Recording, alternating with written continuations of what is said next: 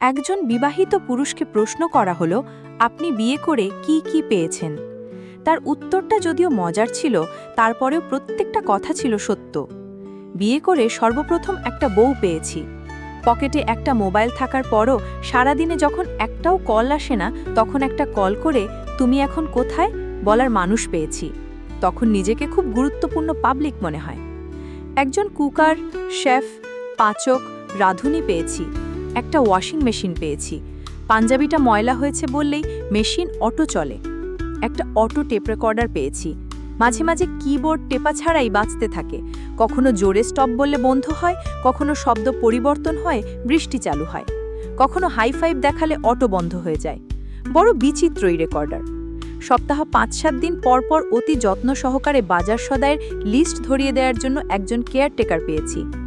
আমার ঘরে রাত ১১টা, 11:30টার পর আমাকেই প্রবেশ নিষেধ বলে হুমকি দেওয়ার দারোয়ান পেয়েছি। ছোট একটা অ্যালার্ম ক্লক পেয়েছি। বাড়তি প্রাপ্তি হিসেবে শ্বশুর, শাশুড়ি, শালা, শালি, সম্বন্ধী পেয়েছি। সম্পূর্ণ অপরিচিত কিছু মানুষকে নিকটাত্মীয় হিসেবে পেয়েছি। একটা সন্তান পেয়েছি। সে যখন বাবা বলে কোলে চড়ে বসে কিংবা গলা জড়িয়ে ধরে, তখন বাগানে ফুল ফুটলে মালির যে অনুভূতি হয়, তার চেয়েও বেশি মনটা শীতল হয়। তাহলে দেখছি কিছুই হারাননি। হারিয়েছি তো, এত এত প্রাপ্তির মাঝে কিছু হারিয়েছিও। প্রথমত কুমারত্ব হারিয়েছি, যদিও কোনো মেডিকেল রিপোর্ট নাই। অতঃপর মানি ব্যাগ আর রিমোটের একছত্র অধিকার হারিয়েছি।